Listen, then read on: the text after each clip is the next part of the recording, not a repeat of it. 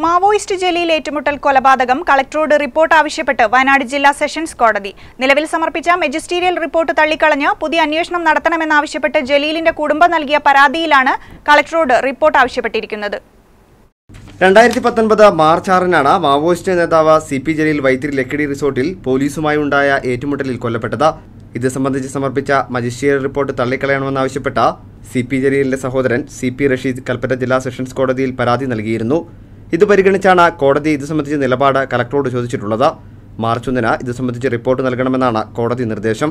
എല്ലാ അർത്ഥത്തിലുള്ള തെളിവുകളും ഒറ്റനോട്ടത്തിൽ അന്വേഷണത്തിന് ആവശ്യമായ തരത്തിലുള്ള പ്രാഥമികമായ ആവശ്യങ്ങളൊക്കെ തന്നെ അവിടെ കാണാൻ കഴിയും. അതൊക്കെ തള്ളിക്കളഞ്ഞുകൊണ്ട് പോലീസ് പറയുന്നത് ഏറ്റുപാടുന്ന ഒരു റിപ്പോർട്ടാണ് കളക്ടർ സമർപ്പിച്ചത്.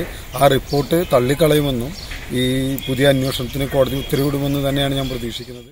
പോലീസിന്റെ തന്നെ ഫോറൻസിക് റിപ്പോർട്ട് മജിസ്റ്റീരിയൽ റിപ്പോർട്ടിനെ ചോദ്യം ചെയ്യുന്ന വിവരങ്ങളാണ് മുന്നോട്ട് വെച്ചത്. ജലീലിന്റെ കുടുംബം മജിസ്റ്റീരിയൽ റിപ്പോർട്ടിൽ ആരോപിച്ച സംശയങ്ങൾ കോടതി പരിഗണിക്കുന്നുവെന്നാണ് ഈ ഉത്തരവ് കൊണ്ട് മനസ്സിലാക്കുന്നുവെന്നാണ് മനുഷ്യാവകാശ പ്രവർത്തകരുടെ അനുമാനം. മാർച്ച് 1-നാണ് ഇത് സംബന്ധിച്ച റിപ്പോർട്ട് സമർപ്പിക്കാൻ കോടതി ആവശ്യപ്പെട്ടിട്ടുള്ളത്. അനുപൂർഗീസ്, വയനാട് വിഷൻ, കൽപ്പറ്റ.